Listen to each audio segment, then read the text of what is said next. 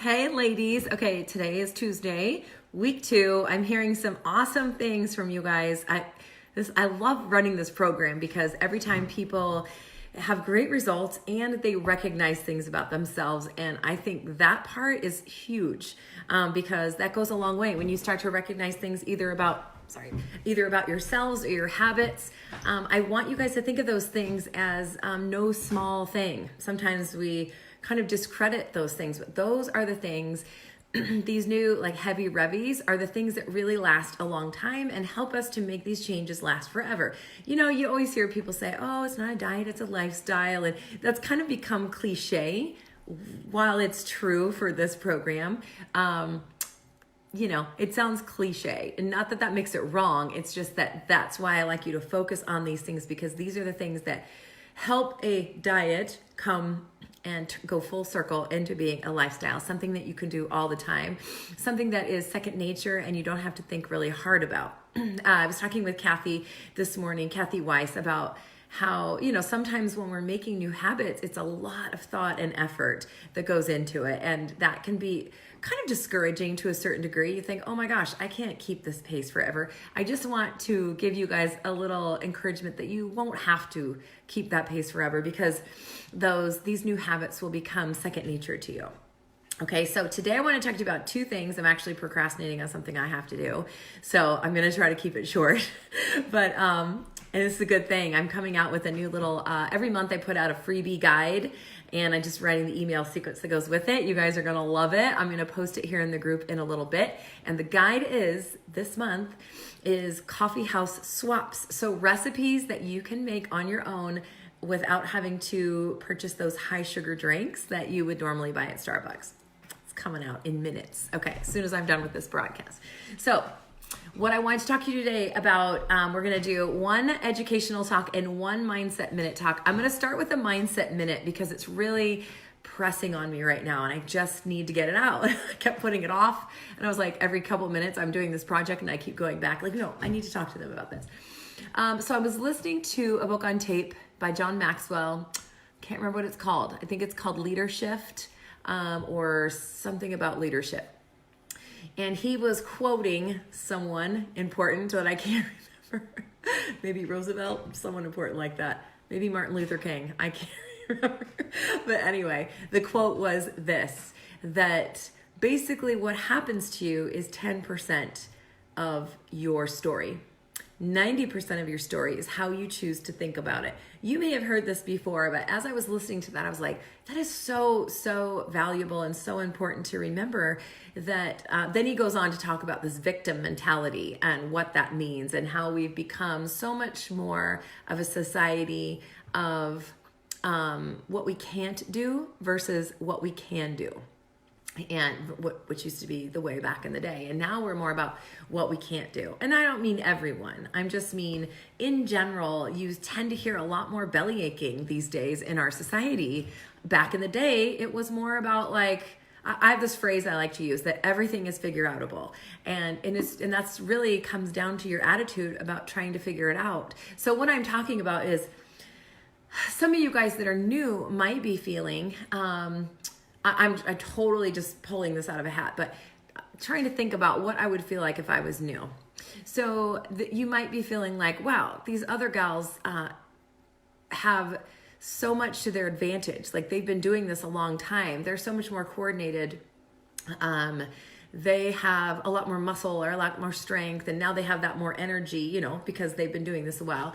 And we could choose to focus in 2 ways. We could choose to focus on highlighting where we are today, which may not be where we have seen ourselves in the past, or it might not be where everybody else in the room is. You could apply this to anything. I'm just applying it to fitness because that's what I do. So we could choose to focus on that. And that's really hard for our mind not to go there, because many of us have this, you know, this ideal of what we used to be, what we used to be able to do, what we used to look like,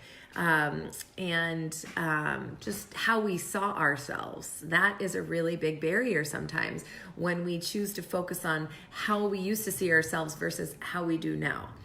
And I think the topic came up today about something about, you know, now that we're in our 40s, it's like I'm never, or maybe it was yesterday, something about, you know, never going to be in my 20s. And yes, that's totally true. And it's very possibly true. We're never going to feel like we did in our 20s. And are we kind of glad for that? I mean, in some way, I don't think our body could handle us feeling like we were in our 20s.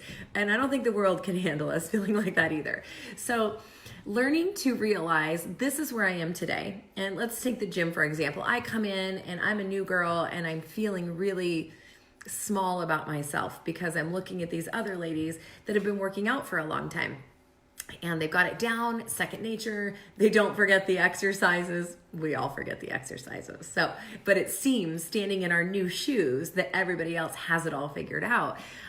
Everybody went through that little journey, and really important to allow yourself to be the new girl and to feel, and I'm not just talking to the new girls, I'm talking to every single one. You know, we're all the new girl in some area, right? And allowing ourselves to be the new girl and look forward to where we're going, rather than where we are today and being discouraged by that. Again, I know that is a very tall order, but really very important because your mind believes what you tell it. So here's a super interesting, in this book, he was going over a blind study that some people did, some school district in San Francisco did. So they called up 3 teachers together for a meeting, and they told these teachers, you are the most exceptional teachers in this district, and we are going to give you guys, we've pulled 90 of the top students in this district also, and we are going to create classes for the 3 of you teachers with these most exceptional students and, kind of track progress and whatnot. And so they did this for a year. They tracked the progress. These students were excelling and, because they were checking in constantly, they were excelling. At the end of the year, they told the teachers, well, we got to be honest with you. None of these students were exceptional. We just pulled the students and picked 90 names out of this whole district. And we got to be honest with you, you aren't the top most exceptional teachers either. You were the top 3 names that came up on the list. How insulting. However, the results in these students and the relationship, because the teacher was, one, so flattered that they were the top, the cream of the crop teacher. And of course, they're going to hold themselves much taller in one sentence. I mean, think about that. In one sentence, that teacher is suddenly like, I am all of that. And he just said it, right? And then that teacher's telling themselves, wow, I'm honored to be considered one of the top teachers. And I always knew I was exceptional, but it's so nice to know that everybody else can recognize that too. And I've been honored by teaching these students that are also exceptional. And I'm super excited because I'm looking forward to teaching these students, and we are going to kill it this year. And, I've got all this fuel to work with. So think about that. And the students were told that they were the top students. Those students instantly perked up. They started thinking differently about themselves. They started applying themselves. They leveled up. And the proof was in their testing and the outcome of the study. How interesting is that? I mean, you think about that one sentence, and then that changes the whole attitude. So think about this. There's so many things that we feel small about. And if we could just change that one sentence and stand in those shoes for even a moment to change our brain chemistry, to get us to start to act in a way that we are that fit girl that we saw at the gym, and rather than see the fit girl and be discouraged because, we could think of this in all kinds of ways. Well, she has more money, she can pay for more sessions a week, or she has more money, she can afford to buy fancier food, better food, or she has more time in her schedule to be able to work out more, or she's been doing this a lot longer. I mean, these are things that could run through our head. She has good genetics. She has a supportive husband, or anything like that. So we could be running through all of these things and making ourselves smaller and smaller and smaller, as opposed to putting on the shoes of something that would be parallel to what those teachers learned, where I am the new girl. The world is my oyster. I have a ton of things I'm going to get to learn. I have a bunch of new skills. So there's a thing we call as trainers the newbie gains. You have that going for you. Newbies haven't been experiencing much in the way of their diet and much in the way of their fitness. Their muscles haven't been stimulated. So here's your shoes. I'm just going to give you these shoes. Their muscles haven't been stimulated in the way that the older gals or the veterans, let's call them, have. So you guys actually have a new stimulus to apply to your body, not only in food and mindset and nutrition, all of those. And you will respond very quickly. So if I tell you this, which it's dead true, I'm not like pulling that study thing, that when you think of it from that standpoint of, I got the newbie gains going for me, then you will walk in and be like, bring on my newbie gains today, right? So I hope that I articulated that well. I didn't really have time to put it together because it's just something that was sort of brewing in me that I wanted to share.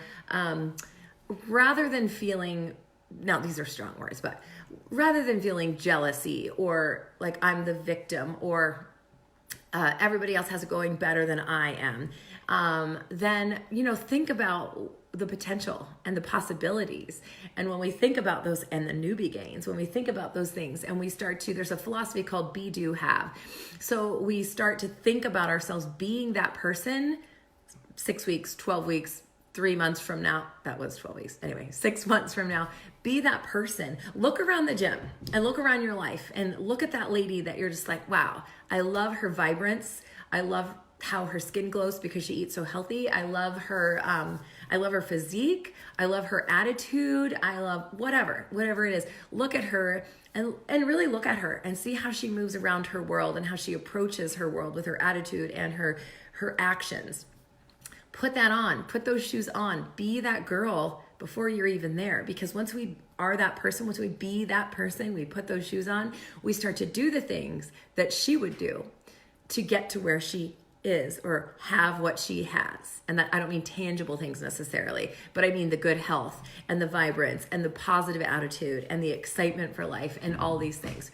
So think about this, put on the shoes, put on the being shoes so that you'll do the things to have what you want in your life. That is your Mindset Minute or 15.